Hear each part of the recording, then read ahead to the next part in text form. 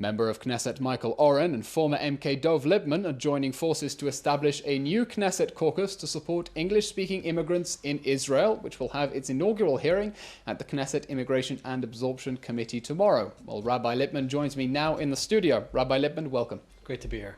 What is the purpose of this caucus? Anglo immigrants appear to be a very successful community on the face of it. And that's what everyone in government thinks, that's what everyone in the Knesset thinks, and therefore there's no effort made to deal with some real problems facing this community. During the 19th Knesset, I tried, somewhat single-handedly, to deal with some of these issues such as driver's license renewal, issues such as double taxation, paying Social Security in Israel and in America, Bituach Leumi here, taxation issues, professional licenses, people who have years of experience and great These sound degrees. like problems that are common to all immigrants. Why are these problems that are specific to Anglo immigrants rather than, say, French olim? So there actually happen to be lobbies or caucuses for other groups. That's first of all, where the country has recognized they need help and they're trying to help their populations. And we said, first of all, we join all of those efforts. We're in favor of helping all immigrants that come, but we sat together and we went through the list, and many of the issues that we were talking about were very specific to immigrants from English-speaking countries.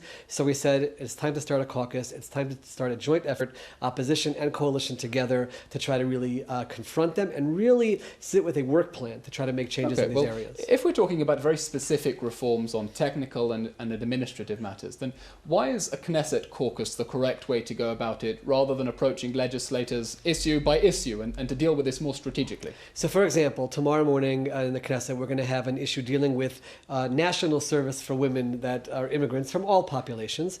And if I walked around and talked about this issue, I'd get somewhere possibly. There's going to be over 70 people in a very small committee room tomorrow, and members of Knesset are going to walk in, they're going to say, wow, this is a bigger issue than I thought, if this many people are taking the time on Tuesday morning to come. It's a show of force, not in a negative way, but in the most positive sense, that this is an issue which has to be dealt with. That's number one. Number two, the moment you form an official caucus, members of Knesset want to join in. They want to be involved. They want to show that they're helping this population as well. And that creates both a bipartisan effort where we say, multipartisan in this case, right? Let's find a way to make changes. And again, we're not coming just to throw issues into the air. We're coming to every single committee hearing with a concrete act of legislation or act of government that can address these issues. Immigration from Anglo countries is at a trickle, possibly even negative in net terms. Does that say more about Israel or the home countries that these people don't want to leave? So I certainly would have put it on Israel. I feel that it's actually difficult for me sometimes when I travel, the lack of discussion about Aliyah. You know, here after 2,000 years, we have our country, it's here, you can come. Or even... Life is good in America. Life is good, but even how about educating your children towards Aliyah? And this is an approach which I've been taking lately to talk about this issue. How have we abandoned this completely? But I do feel that if we go out of our way to remove some of the obstacles, make things even better for people, especially younger olim, fresh out of college, maybe before their second degree, make things even easier, make it the in thing to do, so to speak, to come to Israel, do some kind of service, and possibly stay, that could trigger greater numbers. But my true interest is helping those that are here.